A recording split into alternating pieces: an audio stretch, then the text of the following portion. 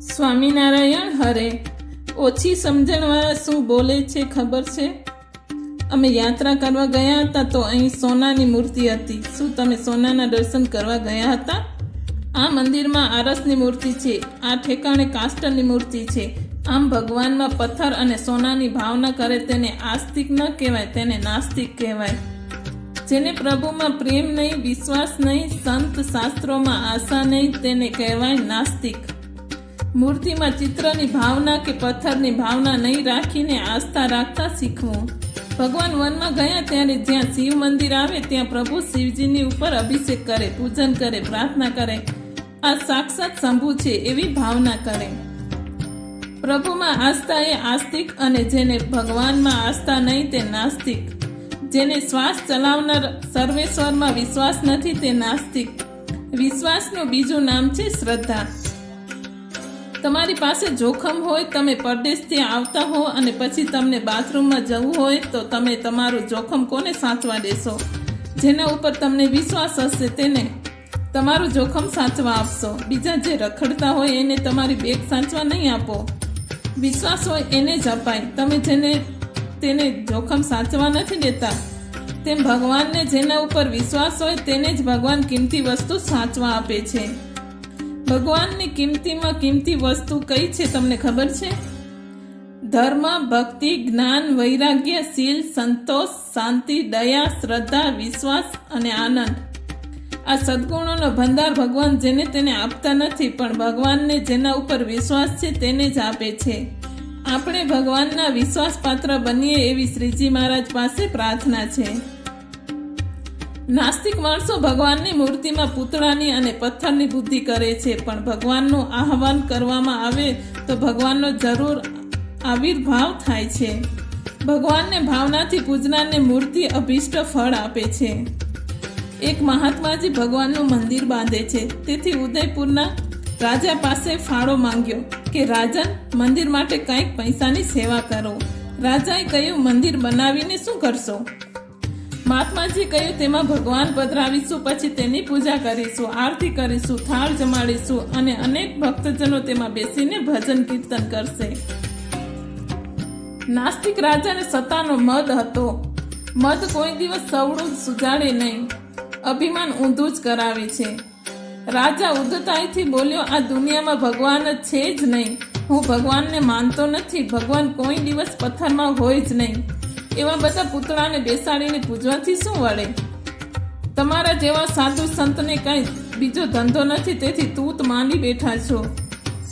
એવા ખોટા માર્ગે હું 1% પણ આપીશ નહીં. ખોટામાં શું ભગવાન હોય? ત્યારે મહાત્માજીએ શાંતિથી કહ્યું, તમારે પૈસા ન દેવા હોય તો કાંઈ વાંધો નહીં. અમને બીજા અનેક દાતાર મળી રહેશે. ભગવાનનું કાર્ય ભગવાન પોતે પૂરું કરશે. પણ ભગવાનની મૂર્તિમાં ભગવાન નથી રહેતા એ તમારી ખોટી માન્યતા છે. ત્યારે રાજાએ કહ્યું, સાબિત કરી બતાવો તો માનું, બાકી કેવળ વાતો કરશો તો નહીં માનું. મહાત્માજીને થયું, આ નાસ્તિકને સરખી રીતે સમજાવવો પડશે. મહાત્માજીએ કહ્યું, સાબિત કરી દઉં, પણ તમે ગુસ્સો ન થાવ તો.